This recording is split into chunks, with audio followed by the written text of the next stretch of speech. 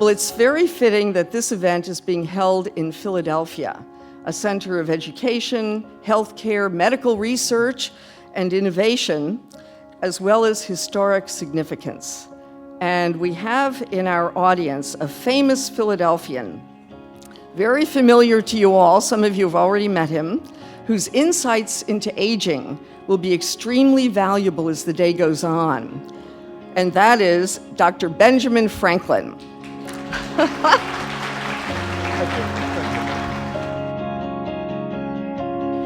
Our impressive multi-generational gathering today is the embodiment of Kendal's mission, together transforming the experience of aging. I want to commend Kendal and its local PBS affiliate, WHYY, for taking the initiative to engage Americans of diverse ages and backgrounds in today's online discussions about retirement security, healthy aging, long-term services and supports, and elder justice. We are so fortunate to have a healthy young population and to have the most vibrant, healthy older adult population ever.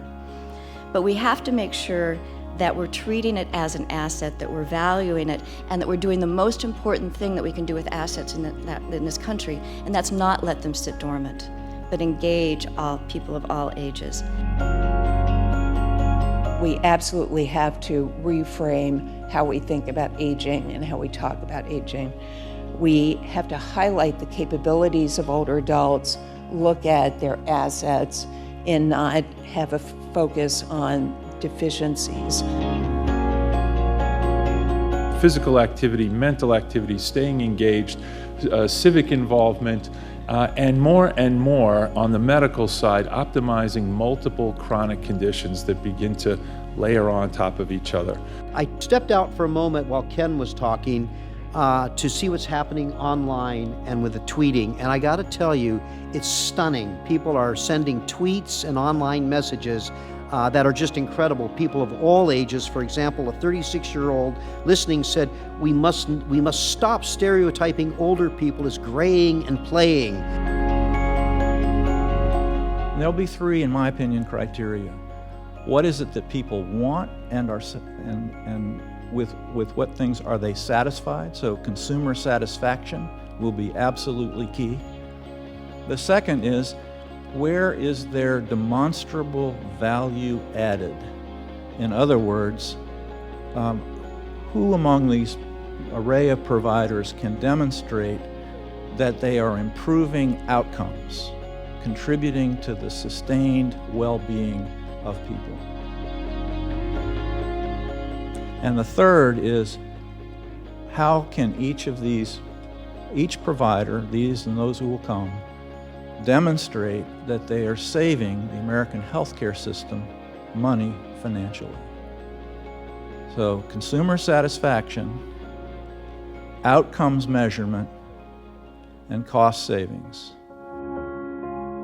This is a huge problem. People have called it the silver tsunami.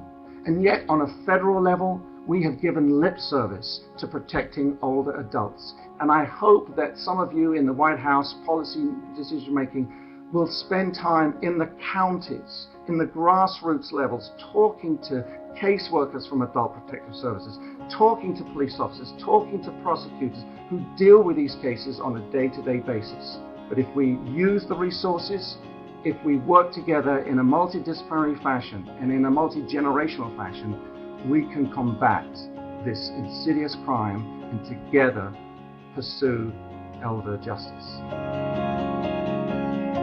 We also talked about the need for financial literacy programs to be offered not just in high schools, but everywhere. Any community organization that offers any kind of education to the public should be offering financial literacy.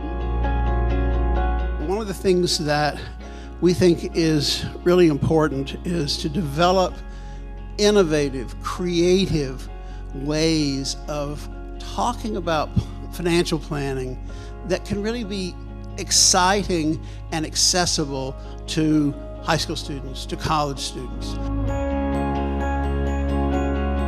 thrilled to hear that we have 15-year-olds up to 96-year-olds. Yes. So we've got that cross-generational input today. I'm hoping to just be a sponge and also give my ideas because we've done a lot of thinking and processing already. I work in a field where I work with elderly people, so I want to know more about it and how to better take care of them. My job market is in aging and long-term care and assisted living and all that stuff. I kind of want to get a better understanding as to where it's heading in the future. I live with older people and I'm hungry for other age groups.